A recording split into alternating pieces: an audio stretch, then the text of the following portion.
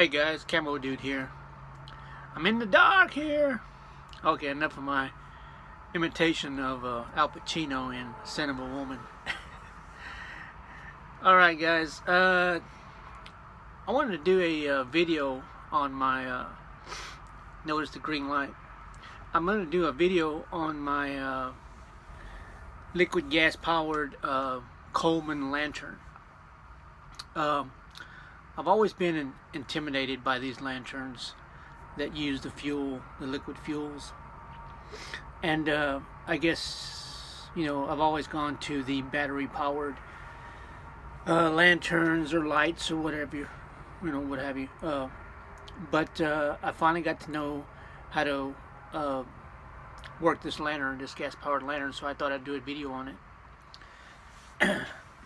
So it's the let me let y'all take a look at this lantern. Let me switch my mode of lights here. There you go. Okay. It's this particular lantern right here. It's the dual fuel Coleman lantern. It's got the dual mantles. These little things hanging right there are called mantles. And that's what produces the light along with the gas. It is liquid but I'm thinking that it's air, so it turned into a gas, I guess, something like that. But anyway, I'm not going to go through the physics of it. But anyway, this is basically the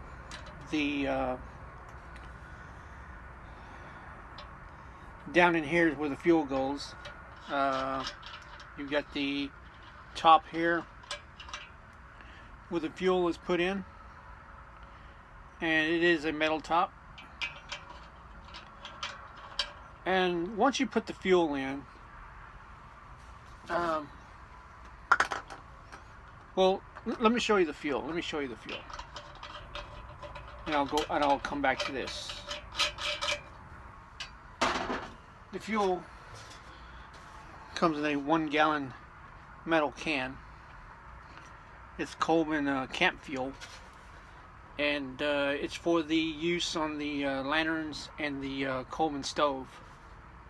So basically, like I said, this is a dual fuel lantern up here, and what that means is it's run by the Coleman fuel or gasoline, but I'm just gonna use the Coleman fuel, camp fuel, in it. I'm not gonna use gasoline in it. I'm not gonna mess with gasoline.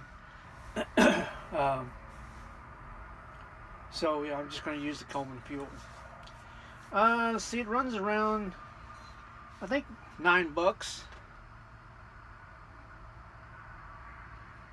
or $9 to $12, I think, on this camp fuel. It goes a long way. But yeah. Okay, so what you need is a small funnel like this. When you do buy your lantern, it does come with a funnel, but I misplaced the funnel that came with it. And like I said, this is the compartment here that the fuel is in. The fuel goes in right here. And this is your funnel. So what you want to do is use a small funnel, so it'll go all the way in through the hole here, and you just basically pour your fuel in the funnel and into the compartment here where the fuel goes, right down in here. And then after you fill it, you want to take your funnel out and put your top on. Now, the way this works, this particular lantern, it works by a type of air. You've got to prime it, what they call priming the fuel chamber up. And this is the primer right here. Is the primer nozzle. So what you want to do is you have a way to turn it off or on. Well, what it does, when you want to prime it, you want to open it. You want to open it. And what you have to do is pump it like around 25 to 30 times. So let me demonstrate that right quick. So you want to open up your primer, and then it's got an air hole right on the top here. There's an air hole right there. So you want to block that with your thumb while you're priming it. So that's 1, 2, 3, 4, 5, 6, 7, 8, 9, 10, 11, 12, 13, 14, 15, 16, 17, 18, 19, 20, 21, 22, 23, 24, 25. That's pretty primed. And you come up with it, and then the air is locked in there. Only way the air is going to come out is if you twist it open. So you just go down and then close it. Okay, the air is locked in there.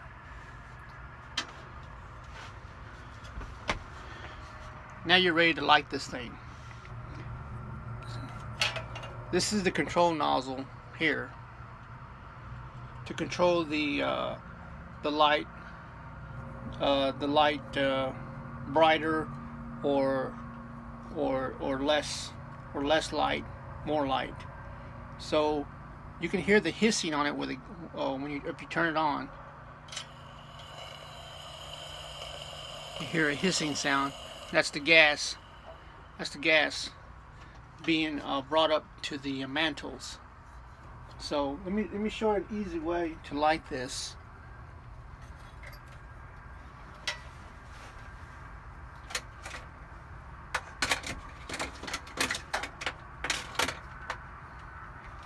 I use one of my. I'll tell you what. Let me use this one here. I use one of my my Coleman, you know, the big lighters that you light barbecue pits with. Okay, and what it is that you're looking for a slot underneath this chamber here, and there's a slot right in there. You see how it's in back of the globe here, the glass globe. There's a slot right there where you can actually put the tip of the lighter into right there at the mantle, because that's where you want to do it at, right there at the mantle, right there. What you want to do is you want to let me just set this on top here because it's easier to light up.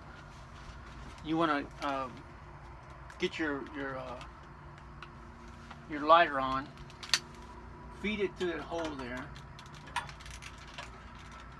right against the mantle, and then put your fuel on.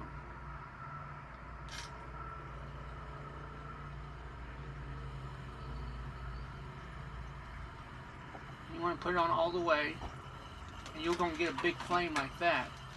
But it'll die down. Don't worry. Don't panic. Just control it with your nozzle here. Just control it with your knob here, and there shouldn't be any flame in this chamber here. Once the flame dies out, then you can raise up the light.